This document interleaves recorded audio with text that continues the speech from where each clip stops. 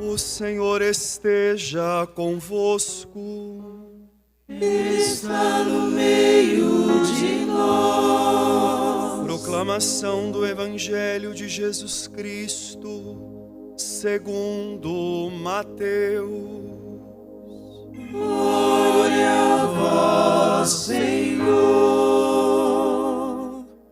Naqueles dias apareceu João Batista, pregando no deserto da Judeia: convertei-vos, porque o reino dos céus está próximo. João foi anunciado pelo profeta Isaías, que disse: esta é a voz daquele que grita no deserto: preparai o caminho do Senhor e endireitai suas veredas. João usava uma roupa feita de pelos de camelo e um cinturão de couro em torno dos rins. Comia gafanhoto e mel do campo.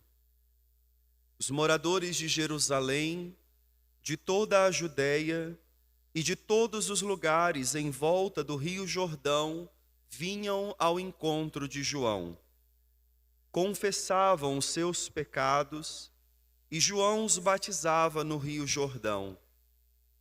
Quando viu muitos fariseus e saduceus vindo para o batismo, João disse-lhes: raça de cobras venenosas, quem vos ensinou a fugir da ira que vai chegar?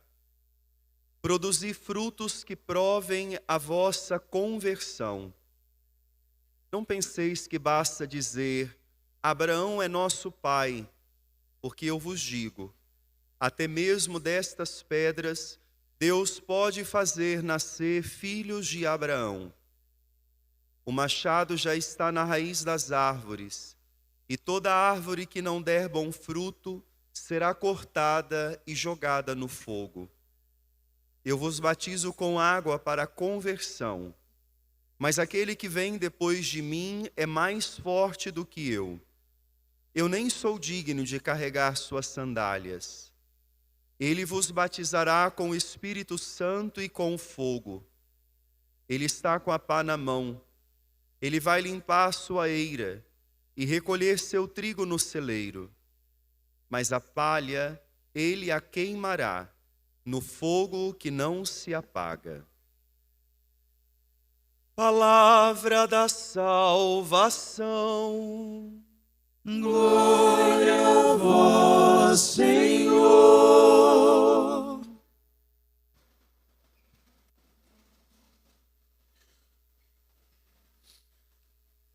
Meus queridos irmãos e minhas queridas irmãs, nós hoje daremos mais um passo nessa liturgia, dentro deste tempo do Advento, em preparação ao Senhor que vem, como trabalhamos já na homilia do domingo passado.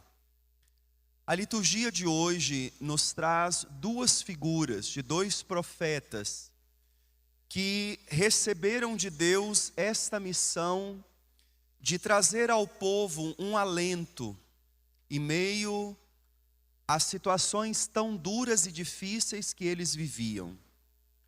O primeiro deles, que ouvimos na primeira leitura, o profeta Isaías, quando o povo de Israel estava completamente desprovido de esperança, porque tudo que sobrecaía sobre Israel eram calamidades, devassidões, ruínas.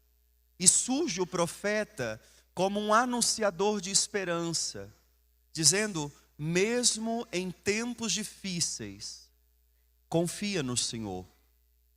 Tirai as vestes de luto, vesti as vestes da alegria, pois o Senhor vem ao vosso encontro como aquele libertador, aquele que tomará a vossa defesa. Veja que no meio de vozes tão negativas que Israel vivia, Deus suscita um profeta com palavras de esperança. Como somos necessitados hoje disso, de palavras de esperança, porque parece que todos os dias nós somos tomados, bombardeados dessas mensagens negativas, de caos, de destruição, de pavor, de ameaças. Nessa hora é necessário retomar a nossa confiança nesse Deus que não nos abandona, que nos convida a confiar na sua ação, que vem ao nosso auxílio.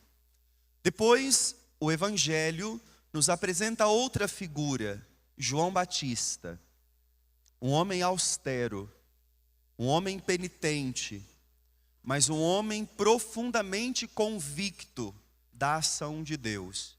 Por isso ele faz um anúncio: o Senhor está chegando, Ele é próximo, vizinho, vocês precisam se preparar. Ele é o grande precursor. O próprio profeta Isaías já havia anunciado João Batista. Antes do Messias virá aquele que vai preparar os caminhos do Senhor. Aí chega João, humanamente falando, um homem estranho. Até o evangelista fez questão de colocar as características do que ele vestia e do que ele comia. Parece uma informação superficial, mas não é. É uma informação preciosa para a comunidade. Quando a comunidade judaica vê essas características de João, sabe identificá-lo dentro do contexto bíblico.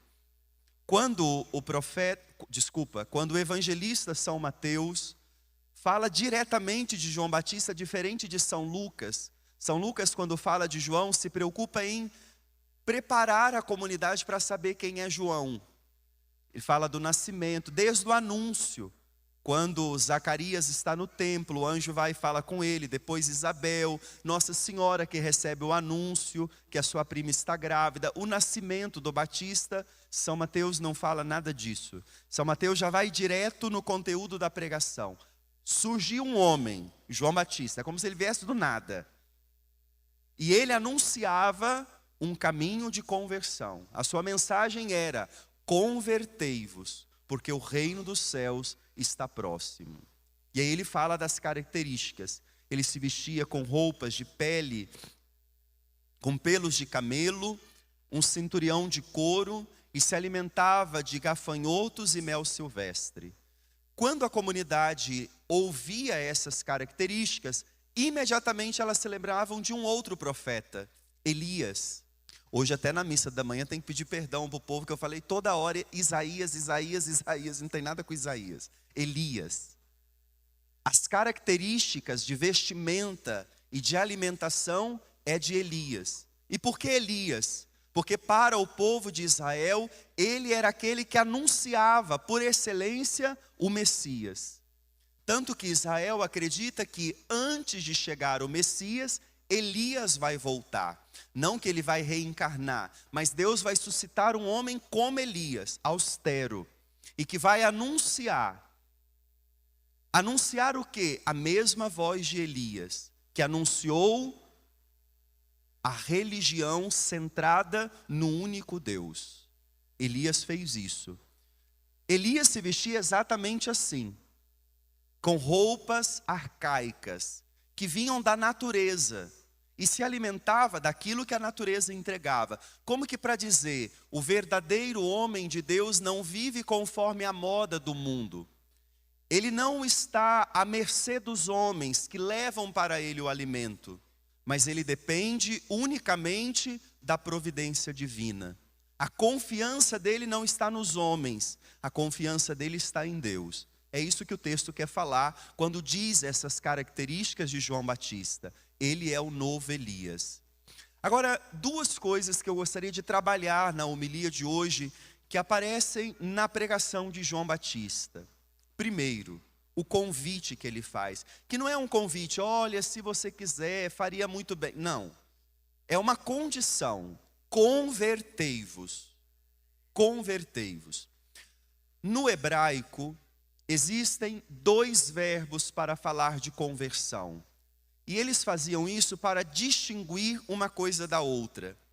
Uma coisa era a conversão exterior, que significava primeiro, para aqueles que estavam longe, distante, precisavam fazer um caminho de conversão, de volta a Deus. Eles usavam um verbo para dizer esta conversão.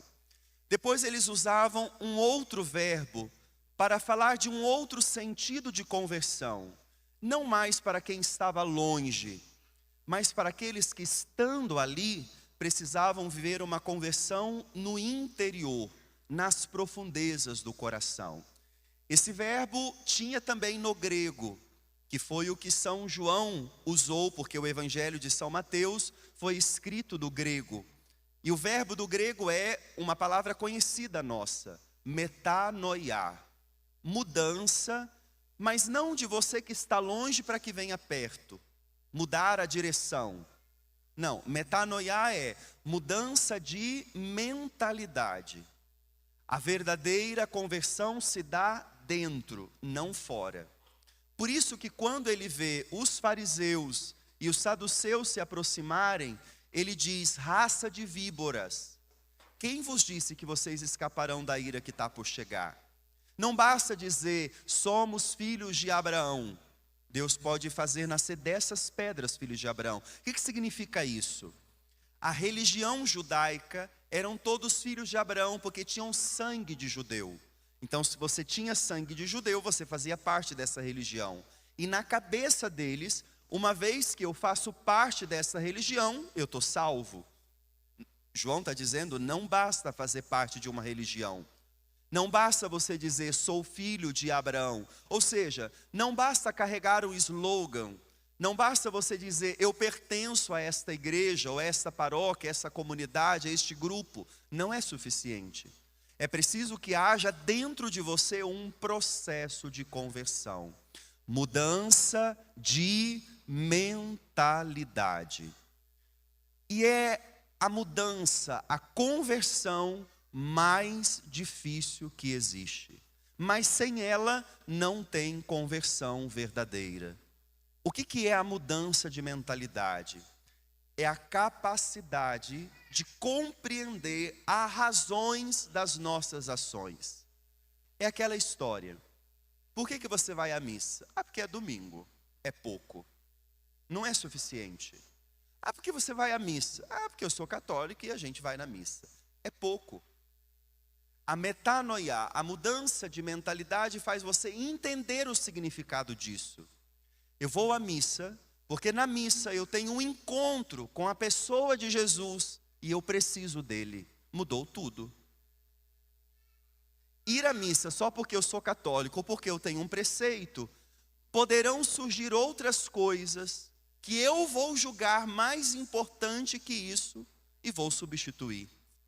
Quando eu entendo que é para um encontro profundo com Deus, para escutar a sua palavra em comunidade, para comungar o seu corpo e o seu sangue, muito dificilmente eu deixarei que outras coisas passem à frente disso. Ou seja, é aquilo que o apóstolo Paulo chama de dar razões à vossa fé. Não é creio porque creio. Creio porque eu fiz uma experiência com Deus. Eu sei dizer, eu sei relatar essa experiência. Agora, como fazer para que haja esta metanoia, esta mudança de mentalidade? Aí vem a segunda palavra que João utiliza na sua pregação: o deserto. Propositalmente, São Mateus coloca a situação geográfica, a localização geográfica de João. Nesse momento, João está no Rio Jordão. Quando estudamos um pouco a história de João Batista, a gente sabe que ele passou um tempo no mosteiro de Qumran, que ficava na região desértica. E depois de um tempo neste mosteiro, ele sai e começa a pregar o batismo de conversão. E para onde ele vai? Ele vai para o sul do Jordão. E ali ele começa a batizar. Este local era exatamente o lugar onde o povo de Israel teve que passar para ir para a terra da promessa. Eles saíram da terra do Egito, a terra da escravidão do pecado, que é a imagem do pecado, para passando, atravessando o Jordão, chegarem agora à terra da promessa. João está nesse lugar. como que para dizer, as pessoas deixarão o Egito, a vida de pecado, para agora tomar posse da terra da promessa. Não mais a terra física, geográfica, mas a terra espiritual, a posse de Deus. Ele está nesse lugar. Eu dizia hoje nas homilias que nós não temos uma noção muito clara do fenômeno que foi João Batista. Porque a gente está habituado a imaginar João Batista, um pregadorzinho que tinha alguns seguidores e que algumas pessoas iam até ele para ser batizadas. Mas não a Bíblia, e isso é interessante, mas um historiador da época, Flávio Joséfo, ele fala de João Batista como uma grande personalidade, um grande fenômeno de Israel. Ele não era um homenzinho qualquer, a ponto que São Mateus disse agora, toda a Judéia, Jerusalém e todos que habitavam o entorno do Jordão, gente, nós não estamos falando um pedacinho do Rio Paraíba, que fala ali do vale, nós estamos falando de um rio que corta países.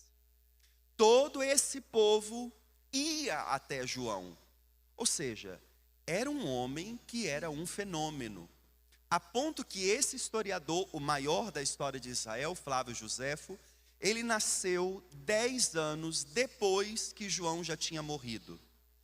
Mas quando ele vem ao mundo e começa a entender, era como se João estivesse vivo, de tanto que as pessoas falavam dele. A ponto que ele coloca isso no livro dele de história, falando dessa personalidade. E ele fala de algo muito curioso, que se João Batista não tivesse a consciência de quem ele era, com muita tranquilidade, ele tinha tomado o lugar de Jesus. Porque ele era muito famoso. Israel inteiro, a Judéia inteira ia atrás dele. A ponto que o outro evangelho fala que até Herodes gostava de ouvir João, embora ficava embaraçado, diz o evangelista. Por quê? Porque João falava a verdade e ele estava na mentira. Então, mas ele gostava de ouvir João. Quando o Flávio Joséfo fala que João sabia quem ele era, e por isso ele não ocupa o lugar de Jesus, o que ele poderia fazer com tranquilidade, o que o historiador está dizendo? Aquilo que ele acabou de dizer, eu não sou o Messias. As pessoas achavam que ele era o Messias. Ou você é um Elias. Não, eu não sou Elias. Eu sou a voz que clama no deserto. É muito interessante essa imagem que ele usa para a sua autoidentificação. Voz. Eu pergunto, do que adianta uma voz se a voz não estiver imbuída da palavra? Nada. Voz é voz. Se não tiver uma palavra, é só um barulho que nos incomoda. Agora, a voz tomada de uma palavra, ela nos direciona. Eu não sou a palavra, eu sou a voz que clama no deserto, preparai os caminhos do Senhor. Ele é a voz. Quem é a palavra? Jesus. Vamos celebrar no Natal. O verbo, a palavra, se fez carne. Veja que coisa bonita. João diz, eu sou apenas o instrumento. Não sou eu quem faço. Quem faz é Ele. Ele diz, eu nem sou digno de carregar a sandália dele. Quem fazia esse ofício de carregar a sandália? O escravo. Ele diz, nem isso eu sou capaz. Agora vejam, um homem que tem total conhecimento de si. Mas como eu dizia, faz uma exigência, conversão. Onde? No deserto. Mas por que no deserto? Porque quem não vai ao deserto não consegue viver o processo de conversão. O que isso significa? Vou para um lugar sozinho, para eu poder pensar na vida. Ajuda, mas não é essa a imagem do deserto. Até porque o deserto prático mesmo, ninguém pode ficar lá sozinho. Uma pessoa sozinha no deserto, ela vai morrer. O deserto precisa de alguém. E aí a importância da comunidade. Mas o que é o deserto? É o momento em que eu farei o encontro comigo mesmo. Quando eu vou, desculpa o português errado, mas para vocês entenderem, quando eu vou entrar dentro de mim e me confrontar, refletir. O que é isso? Vou ver de novo. Não sobre a ótica do outro, mas sobre a minha perspectiva. E aqui, irmãos e irmãs, temos exceções, é claro, mas nós somos muito ruins nesta matéria de olhar a nós mesmos. Nós somos muito habituados a olhar a vida do outro. A ponto que nós passamos o dia inteiro com o dedinho, para ver o que está fazendo, deixando de fazer, onde foi, com quem foi, por que não foi, onde que estava, por que não apareceu. Mas a conversão dispensa isso. A conversão é a capacidade de responder: quem sou eu? O que é importante para mim? O que me identifica? O que me caracteriza? O que de fato é o sentido da minha vida e o que não faz parte da minha vida? Acontece que nós vamos vivendo num mundo agitado, barulhento, que não é capaz de o deserto, mas um mundo que tem que estar em constante barulho, em constante atividade. E nós estamos fazendo isso desde as nossas crianças, que não tem mais momento consigo mesmo, estão tudo na tela, hipnotizadas, estão todas habituadas a pensar no mundo para fora. E nós achamos isso lindo, maravilhoso e chamamos isso de tecnologia. Nós estamos vivendo a aberração do autoconhecimento. O momento em que nós somos conduzidos por tantas vozes e não conhecemos a nossa. Somos levados a perguntar tanto o que o outro acha de nós, o que o outro pensa a nosso respeito. Nos deprimimos tanto com a opinião do outro, mas não sabemos o que de fato edifica ou destrói a nossa vida. Temos dificuldade de olhar para a nossa realidade e perguntar: a minha família é assim mesmo? Está tudo bem com a minha casa, com os meus filhos, com a minha esposa, com o meu esposo? Nós nos encontramos, os nossos olhares se identificam? Ou será que trabalhamos tanto, estamos tanto agitados, ou melhor, fugimos tanto de nós mesmos, com tantas ocupações, que quando olhamos, estamos engolidos por aquilo que está sendo os nossos problemas? Ir no deserto não é você sumir no mundo sozinho. É você ter a coragem de, no seu ambiente, deixar essas vozes virem à tona. Olhar para a sua vocação, para o seu chamado, no meu caso como padre, e ter coragem de perguntar: eu sou o padre que Jesus chamou a ser? O que me realiza como padre? São as coisas de padre? Ou o que me realiza não tem nada a ver com um padre? Quando eu estou com o meu povo, exercendo o meu ministério, eu me realizo com o quê? Com o meu servir ou com o retorno do meu povo? São perguntas profundas que nos colocam em crise e nós temos medo da crise.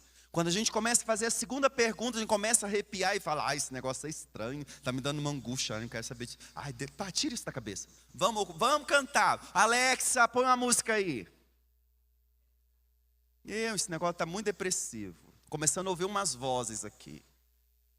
E rapidinho a gente foge. E depois não conseguimos entender por que caiu sobre a nossa cabeça. Porque começaram a dar sinais. Fechadura foi caindo, apareceu uma rachadura, o vidro não fechava mais, e nós fomos ignorando. E depois caiu sobre a nossa cabeça, porque não fizemos parada. Não olhamos para as profundezas do nosso ser. E o pior de tudo, porque assim, vamos ser bem radicais aqui. A casa cair, caiu. O problema não é isso. A casa caiu, a gente faz outra. O problema é que dentro dessa casa tem vidas. E se a casa cair com essas vidas, elas podem morrer. E quem são essas vidas? Aquelas que nós mais amamos, porque são elas que nós colocamos dentro da nossa casa.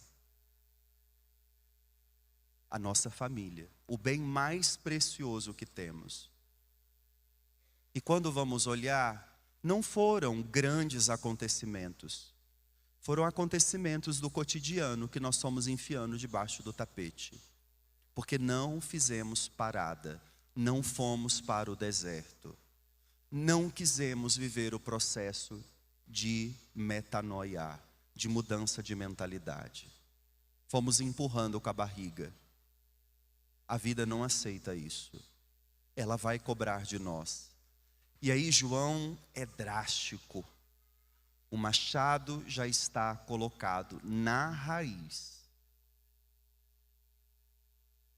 Quem não produzir fruto será cortado e jogado ao fogo. O trigo, ele diz, produz fruto. Agora, a palha, ela é jogada e queimada no fogo. Com essas duas imagens eu concluo a homilia. Não sei se vocês já tiveram oportunidade de ver uma plantação de trigo. Uma plantação de trigo não tem beleza, olhando a olho nu. O trigo, quando o pé de trigo, o galho de trigo está cheio, ele é pesado. Ele fica robusto, mas ele começa a cair por causa do peso. A palha, que é o joio que Jesus usa, essa imagem, o trigo e o joio é frondoso. Ele é para cima. Porque ele não tem nada lá dentro. Então ele está sempre... Só que quando chega o tempo da colheita, se colhe trigo e joio. O que faz com o trigo? Leva para moer, que vira farinha, que vira pão e alimenta e dá vida. O que faz com o joio? Um feixe e leva para o fogo e queima rapidinho. Não sobra nada. O trigo vai se tornando vida. O que isso quer dizer com essa imagem? Já está na raiz. Aquilo que é bom tem um preço, é pesado. Nem sempre é esbelto. Nem sempre está durinho em pé, formoso. Imagina o que é ser um pai, uma mãe, um esposo, uma esposa, um padre, um filho. Sermos dedicados a quem somos chamados a ser. Tem um peso. Me permita aqui um parêntese. Semana passada, eu acho que foi, semana passada, não sei agora se foi semana passada ou começo dessa semana, eu vi uma imagem do Papa, o Papa Leão. Era uma imagem meio que assim, de perfil. Na hora que eu olhei, eu parei, eu falei, é o Papa? Não, deixa eu ver, é o Papa. Meu Deus, ele já envelheceu. Ele já envelheceu. Sim, eles envelhecem muito rápido. Por quê? O fardo é pesado. E se for viver o que é chamado a viver, vai sentir no ombro. E no fundo, esse é o nosso problema. Nós queremos uma família bonita, mas não queremos pagar o preço dela. Queremos ser bem-sucedidos, mas não queremos pagar o preço. Queremos ser católicos, mas não queremos pagar o preço. Queremos continuar frondosos como o joio. Não dá. Não dá. À medida que você vai se comprometendo com o que você ama, o amor vai te deixando marcas. No entanto, a imagem final é sempre essa. Essa marca, por mais sofrida que pareça, ela gera vida, realização, felicidade. De você colocar a cabeça no travesseiro e dormir. Porque você está em paz. Fiz o que tinha que fazer. Cuidei dos meus filhos, amei a minha esposa, edifiquei a minha casa, fui um bom profissional, luto para isso. Sou um bom cristão com as minhas imperfeições, mas eu estou dando o meu melhor. O contrário pode ser muito frondoso aos olhos dos homens, mas a angústia e o vazio que carrega não tem remédio que cura. Que o Senhor nos dê a capacidade de ir no deserto. Que nós deixemos essa voz de João Batista nos provocar nesta semana. Tem que fazer conversão, metanoia. Ele está dizendo, o teu Deus está vindo ao teu encontro, você vai continuar desse jeito? Não, você tem que se mexer, você tem que se provocar, você tem que deixar as coisas se ajustarem. Para isso você tem que colocar a mão, para isso você tem que ir às suas profundezas, para que quando o teu Senhor chegar, Ele te encontre com a sua vida na palma da mão, e você poder dizer, eu sou este daqui. Se não soubermos disso, cada dia as pessoas vão trazer uma identidade para nós, como tentaram fazer com João. Não sou, não sou, não sou, não sou, sou a voz que clama no deserto. A gente precisa tomar muito cuidado, porque o que mais o mundo, a sociedade tem feito é tentar trazer cada dia um slogan diferente para nós. E se não tivermos profundidade, nós vamos atrás disso e no final nos perdemos. Que o Senhor nos dê a capacidade de vivermos esse processo de conversão, porque o Natal se aproxima e você não merece que a casa caia com as pessoas que você mais ama lá dentro, a começar de você. Louvado seja nosso Senhor Jesus Cristo.